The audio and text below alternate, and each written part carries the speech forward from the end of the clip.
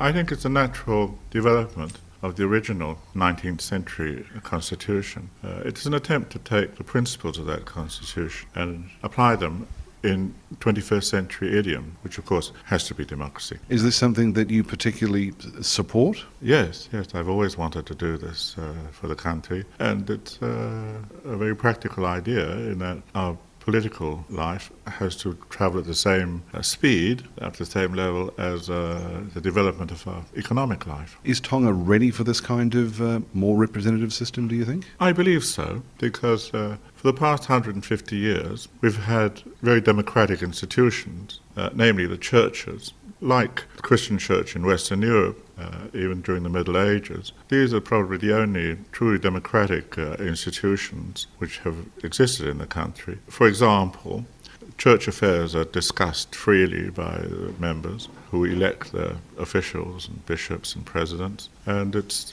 one of the institutions in Tonga where a person of relatively humble beginnings can rise to a position of great power and influence by his own talents without aristocratic patronage. What happens to your role as monarch under this new system? Are your powers diminished or decreased or simply changed? Officially, the sovereign's powers remain unchanged. Because we are a monarchy, we have a unity of power as opposed to a separation of power. The difference in future is that I shall not be able to exercise any of my powers at will, that all the sovereign's powers must be exercised solely on the advice of the Prime Minister in most things, and in judicial matters, the law lords who advise exercise of power. In that case, I suppose we are different from other nominal monarchies which retain the trappings of monarchy but actually govern themselves as republics. Historically, kings have resisted diminution of their powers. Why do you think this is the way to go? Well, like others of my generation, my education has generally been a liberal European education, and I feel sure that without a European education, with a solely Tongan education, I don't believe I would have been able to make these changes. The events of 2006, when a pro-democracy rally got out of hand and there was rioting and burning and looting and much of the central business district of Nuku'alofa was destroyed, what role did that event play in getting this kind of political change? Did it speed things up, or was this change going to happen now anyway?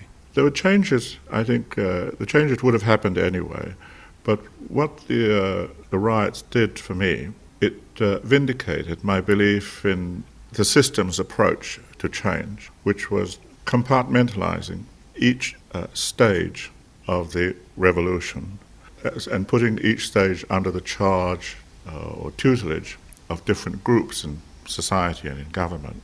After seeing the destruction of what's called 1611 here, did you feel under more pressure to move towards this change? I didn't feel under pressure from below, but the pressure I felt was the pressure not to change, which was exerted on me from my own class in society. What form did that pressure take? People expressed to me their views. My fellow nobility expressed to me their views that perhaps Tonga was better off as it was before under the old system. Well, I had a very simple answer to that, and that was you can't expect to keep repeating the same mistakes and expect a different result, because that would be totally unreasonable. Tonga is a very traditional kind of a system, and the role of the monarch is very, very important in society. Will this political change lead to a change in the relationship between you and the Tongan people?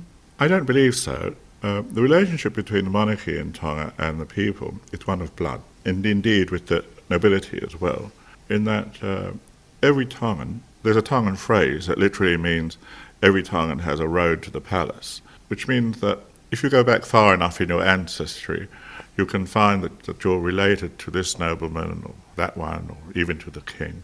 In the past, the basis for this relationship has been one relative speaking to another. That's how they felt about it. Is this new system ideal as it is, or do you think there might be some more change further down the road? Well, what we've done is that we've given it our best shot and said this is a model that we've come up with. That's the present government and I. But I hope that in the future, if the government or the parliament find that what we've put up or what we propose is inadequate in any way, they'll feel free to make the necessary adjustments.